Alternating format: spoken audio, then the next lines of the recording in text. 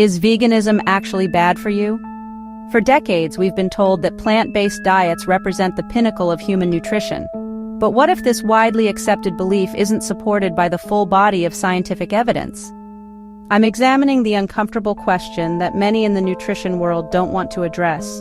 Could veganism actually be detrimental to human health?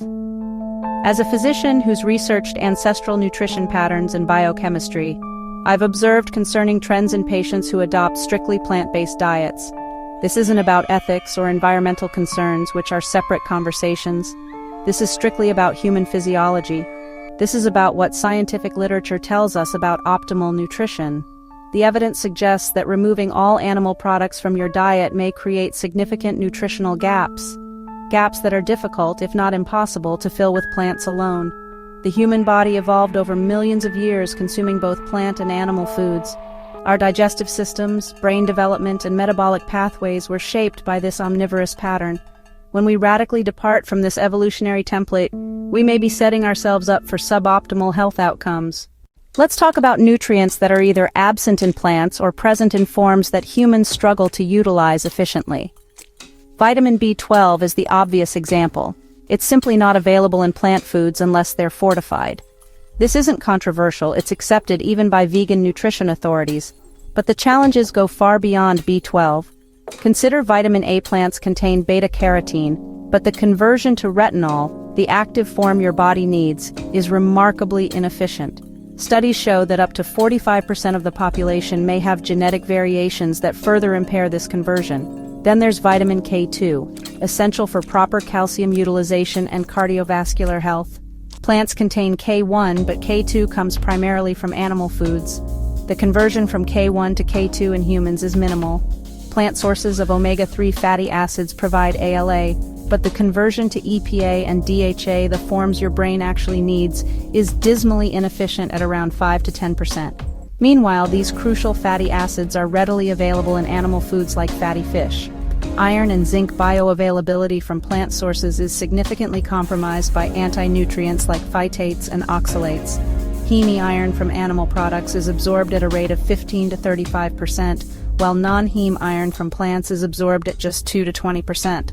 These aren't minor differences, they can lead to clinical deficiencies over time.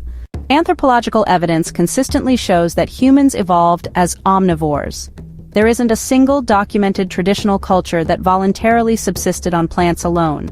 Our large brains, which require tremendous energy, likely evolved due to increased consumption of energy-dense animal foods. Plants don't want to be eaten. Unlike animals, they can't run away from predators, so they've developed sophisticated chemical defense systems. These compounds, lectins, oxalates, phytates, goitrogens, and thousands of others, exist specifically to deter consumption. While some of these compounds may have hormetic benefits in small doses, consuming large quantities of raw plants introduces significant amounts of these defense chemicals into your system. Lectins can damage the gut lining.